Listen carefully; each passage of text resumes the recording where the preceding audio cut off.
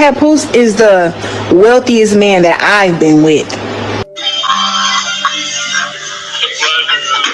And that's like no faking. I haven't paid for a flight, a hotel,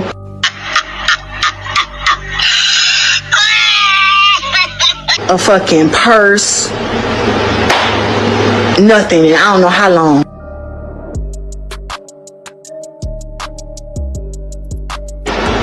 Food, he take care of everything. Child, what if none of this is accidental? What if the entire situation was a setup from the very beginning, carefully played by Papoose and Remy Ma, with one clear goal in mind, getting Claressa Shields exactly where they wanted her? Because looking at how everything has unfolded, it's hard not to question the timing or the motives. And maybe that explains why, despite all the chaos, Remy and Papoose are still technically holding on to that marriage. Meanwhile, Claressa has been 10 toes down for Papoose, publicly praising him as the first man who ever treated her right. She believed in him loudly, proudly, and without hesitation. But here's where things take a turn. What if the support she was receiving wasn't genuine? What if the reason he was always around, always saying the right things, was because there was something in it for him? Because whispers are getting louder that Claressa wasn't just emotionally invested, she may have been financially invested too. And Remy Ma? She might have already dropped the biggest clue. Whether it came from a place of hurt, pettiness, or truth, she hinted that Claressa was just Papoose's latest come-up. The wild part? She can say it as openly as she wants, because most people won't even believe her. But that doesn't mean it isn't worth questioning. You're a user, and you over there playing with that girl. You over there playing with her. If I thought she would believe it and would listen or even care, because anytime somebody's gonna say, like, yeah, they told me what the situation was and I accepted it. And now Remy Ma's words are starting to hit a little differently, almost prophetic. Because new claims are surfacing that take this whole situation to another level. According to what's being said, Papoose hasn't just been in Claressa's life for support. He's allegedly been taking from her behind the scenes. We're talking about accusations that he's been using her money to clear his own debts, and that it hasn't stopped. If that's true, then this isn't just messy, it's calculated. The kind of situation where someone keeps taking, little by little, until there's nothing left to give. And suddenly, all those past comments, all those subtle jabs, all that come-up talk, it doesn't sound so far-fetched anymore. It starts to feel like a warning that people ignored. Oh, I'm never gonna stop talking about my man. I just brought him his food in the back, because he was upstairs. Ain't that y'all joke? Oh, he's upstairs. Just brought him his food. And y'all talking shit, but guess what? Ain't nobody gonna ever make me stop talking about my man. That's what y'all think y'all gonna do. You're not gonna do it. Whenever I feel like saying Papoose's name, I'm gonna say his name.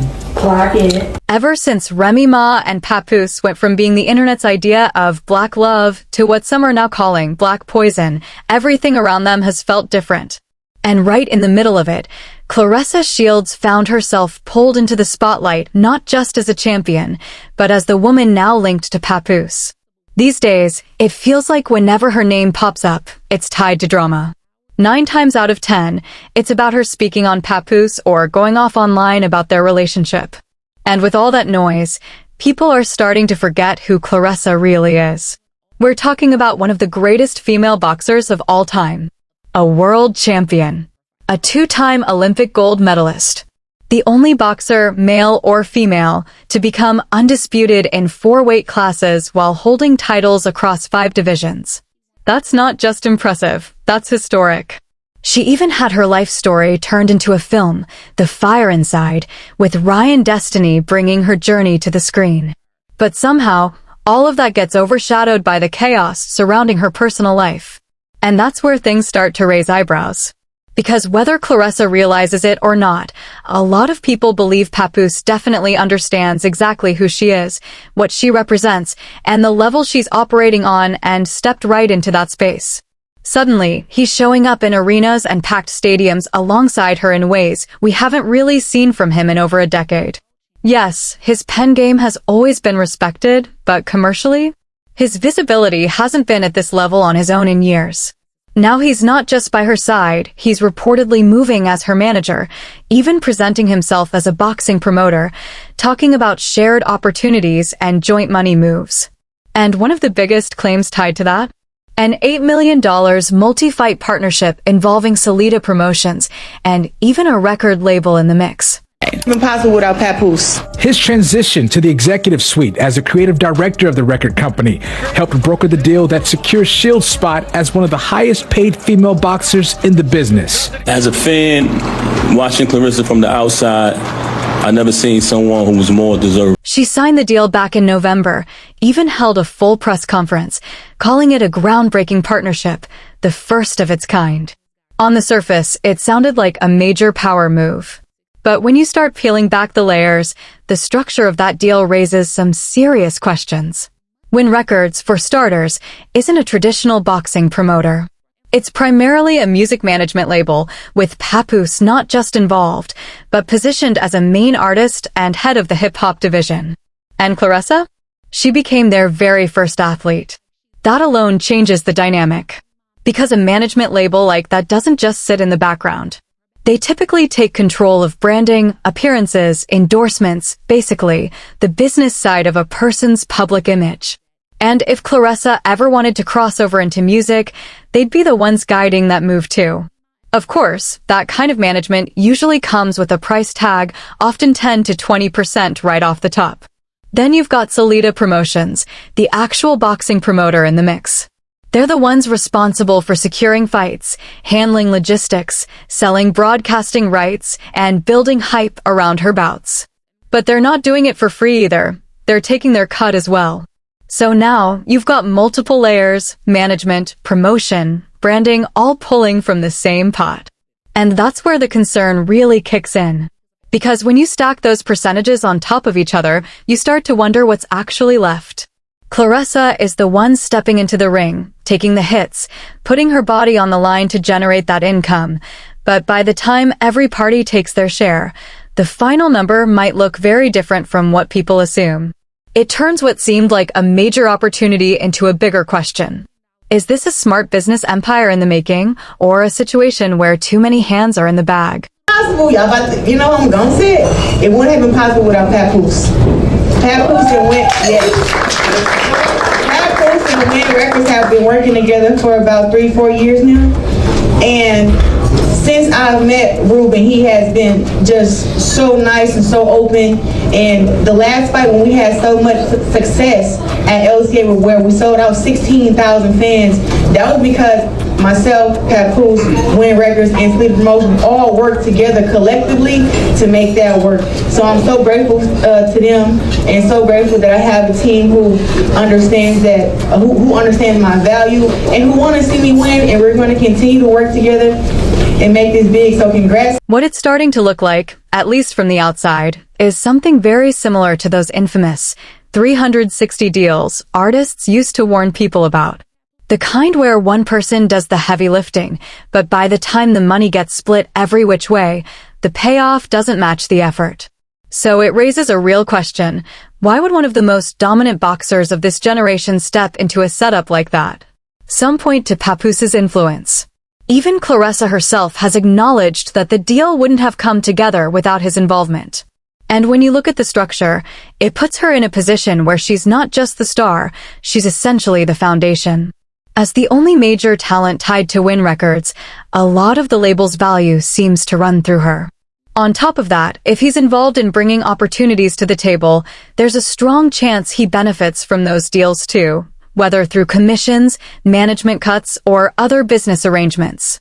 That's not unusual in entertainment, but it does mean multiple streams are flowing through the same circle. Then there are the rumors, claims about debts, taxes, and money being moved around. Those are serious allegations, but they're still just that, allegations. Without verified records or official confirmation, it's important not to treat them as proven fact. What is publicly visible, though, is the complicated dynamic. There's the unresolved divorce, the back and forth in public, and the way everything seems to blur the line between personal relationships and business decisions. And when all of that mixes together, money, influence, loyalty, and reputation, it creates a situation that's hard to read from the outside. Which brings it back to the core issue. Is this a calculated business move with long-term upside, or a situation where personal ties are shaping financial decisions in ways that could get messy later on? And we saw that he currently owes and has not paid taxes for the past, not 1, not 2, not 3, not 4, not 5, not 6, not 7, not 8, not 9, not 10, not 11, not 12, but 13 years. This man, what does that say, Jasmine? 3, what say? I want to say it says That's the 180,000 top name of who? Taxpayer? William Mack, but he ain't paying no taxes, so he shouldn't be called a taxpayer. He should be called a tax ower. Yeah, absolutely. Okay, yeah.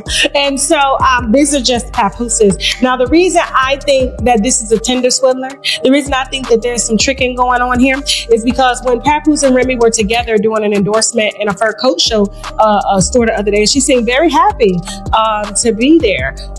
When I found her tax record, what is it? Yeah, let me see. How much is those tax liens? Remy currently has a kid for being just a tad bit off. Now people are starting to connect the dots, and the theory making rounds is that Remy Ma and Papoose might not be as divided as they appear. From that perspective, some believe this could be a situation where, no matter how things play out publicly, both sides still benefit behind the scenes. Because if you really look at it, the structure seems to favor Papoose in multiple ways. If the relationship with Claressa continues, he stays closely tied to her career and the opportunities around it. If it falls apart, depending on the agreements in place, he could still remain connected financially through deals, commissions, or contracts already signed. And it doesn't stop at boxing. If Claressa expands into music or entertainment, that could open up even more lanes where he's positioned to benefit. So from that angle, people are saying he's set up to earn from every direction. Then there's the added layer of legal and financial ties. Since he and Remy Ma are still technically married, some speculate that any financial gains could indirectly help address shared obligations, like debts or taxes. Again, that's speculation, but it's part of why the situation has people raising eyebrows. At the center of all this is one uncomfortable question people keep circling back to. Is this just a messy public breakup playing out in real time, or a much more strategic setup where the real moves are happening behind closed doors? I feel like Claressa has been taken advantage of her whole life, okay? And I want to say this, because she's been boxing since forever. I don't know her childhood, but I do know that her best friend who grew up with her came out and made some rather disturbing videos about Claressa being taken advantage of, when she was younger as a young boxer by her coaches and getting pregnant and things like this. And so when I see people like Papoose enter the Cash App requesting money from people like Claressa, after Remy has already warned us that, he preyed on her when she was in jail. He wasn't making no money. It was Remy's money. And she said she put everything in his name only to come out and then have to work. And then he's getting the benefit of the solid black man, of the black man that's holding everything down. And so when I look at this same thing possibly being done to Claressa, and she's slow by default, and I'm talking about slow as in, she probably got some early stage, some issues going on, being knocked around, it does have an effect on your brain and on your cognitive thinking and stuff, and you're not able to see straight. And if she was already taken advantage of by her coaches, surely it's easier for a bum like this to come in and take advantage of. Now the internet is watching closely, hoping Claressa takes a step back and really looks at what's happening around her. Because from the outside, it seems like both Remy Ma and Papoose still have something to gain as long as she stays connected to them. And if that's true, the fear people have is simple. By the time she realizes it, the cost might already be too high. Some are convinced the signs are already there, that this isn't just messy, it's one-sided. That she's pouring into something that isn't being poured back into her the same way. But here's the thing, Once the conversation starts turning into personal attacks about her intelligence or tearing down who she is as a person, it crosses a line. Because beyond all the noise, Claressa Shields is still an elite athlete with a proven legacy. Discipline, focus, and resilience got her to the top of a sport that doesn't forgive weakness. That part of her story is real, regardless of what's happening in her personal life. What is fair to question is the situation itself, the relationships, the business decisions, the people around her and what they stand to gain. Those are valid conversations. At the same time, none of us can see the full picture from the outside. There are contracts, private conversations, and realities that don't make it to social media. So while the speculation is loud, the truth is likely more complicated than a simple "she's being played" narrative. One thing most people can agree on, though, is this: you'd hope she's protected financially, emotionally, and professionally. Because with that level of success, what's at stake isn't just a relationship, it's a legacy. And that's what makes this whole situation feel bigger than just drama.